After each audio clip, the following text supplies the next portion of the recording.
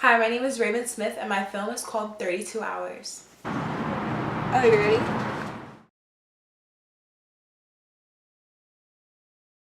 In thriller films, some stereotypes would be the female playing the role as the victim, males being either the protagonist or antagonist, but rarely the victim, and people are constantly falling. Some possible costume ideas could be dark or black clothing for the antagonist, bright or white clothing for the victim, and just an overall casual feel for the remaining characters. The lighting is typically very dark and dim, especially when the victim is in trouble. Sounds are extremely key in thrillers because they help elicit major emotion.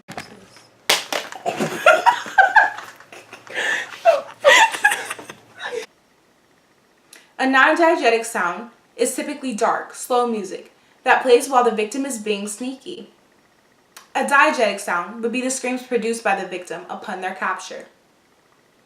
In my film, we captured many of these characteristics.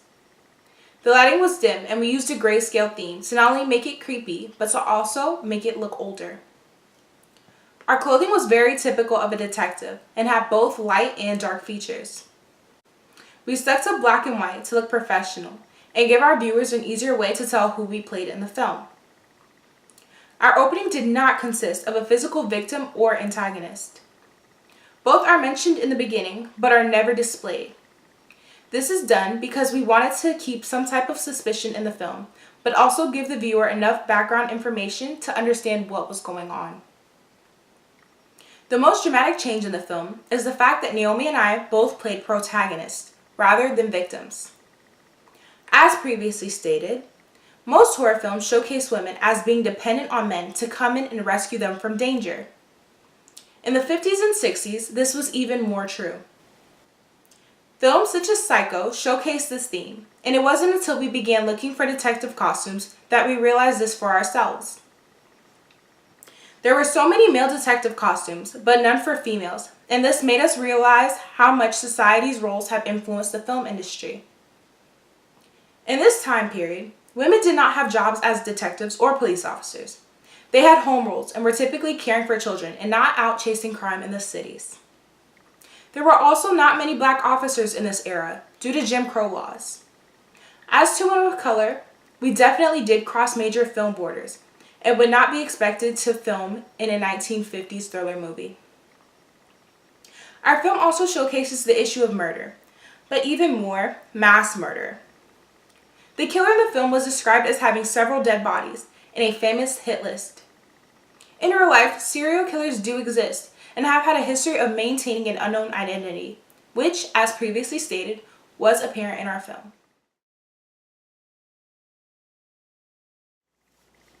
When you initially see our film, it is not something you would typically expect to see in theaters today, due to its colors and audio.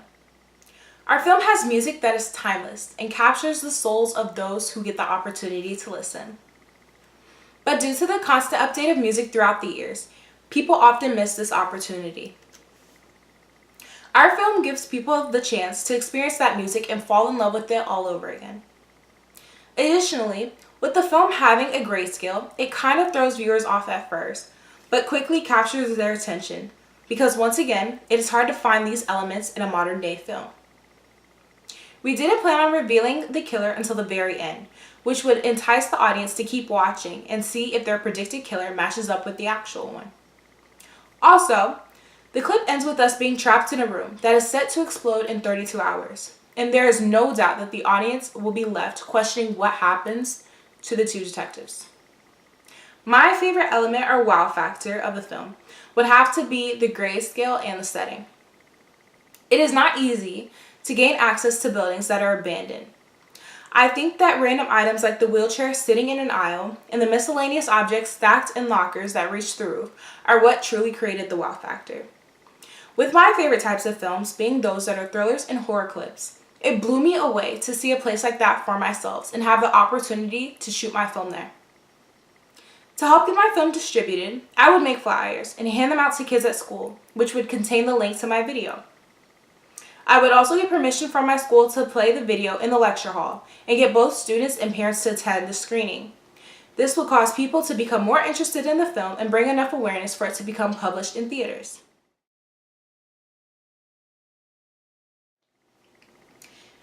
In the beginning of this project, I knew how to do simple editing techniques, such as adding clips and rearranging their order, deleting audio, adding words to a film for titles, just mere basics and nothing too crazy. This project has allowed me to grow tremendously in editing. I had to learn about different features of the camera and choose what quality I wanted my film to be in to make sure that it had that 50s look. I also learned how to import music from YouTube, and it was actually very hard at first, but became easier as I progressed. I also learned how to move audio from different clips onto others. Overall, my proudest moment was in the filming that I did. With this opening being the most important film that I have made yet, I wanted everything to be clean and clear. I wanted my transitions to be better than before and resemble a professional film as much as possible. With this being my goal, I had to make sure that Naomi and I started in the same positions that we ended our previous clip in, to make the transitions clean, and when the camera shifted over to showcase other angles. Surprisingly, we struggled with filming the shot reverse shot the most, because I had to record them from a low angle, and Naomi had to record me from a high one, and everything had to be very clean with no tears or gaps. I have learned how important it is to film and edit in the same time frame.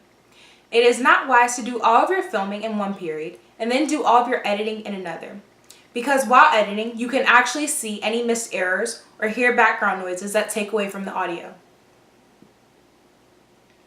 While I was editing the project, there were so many other shots and ways that I definitely could have enhanced my film, and I proudly admit to that being one of my biggest disappointments. I also learned that as an individual, I am very picky on how I like things done. This project meant so much to me, and I will admit that I was very particular on how everything was done. Following this entire experience, from embedding music to adjusting audio, uploading to YouTube, taking stuff down from YouTube, I can say that this final project is the one that I'm most proud of and truly represents my growth throughout this year.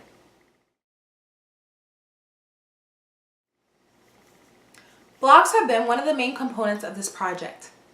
I kept my audience updated with everything I did and made sure they were constantly aware of any changes I made in my journey. Vlogs have also allowed me to share PowerPoints, documents, photographs, and so much more to all of my viewers very quickly and efficiently. iMovie was the only editor I used throughout the entire year. It was offered in the school computers, and I started experimenting with it until I got the hang of it. iMovie was also easier for me to comprehend than other programs I found online, and it seemed to have more features that could be used to improve my film overall. I used a variety of websites, including YouTube, to help me not only gather information on my film genre, but also find online examples that compared typical and expected conventions to. YouTube is also where I was able to retrieve my audio for my film from, and I am tremendously grateful for it, because I felt that the audio was a true sprinkle on top of our entire project. The website art of the title is also extremely beneficial because I could see how editors create their titles to mimic the meaning in their film.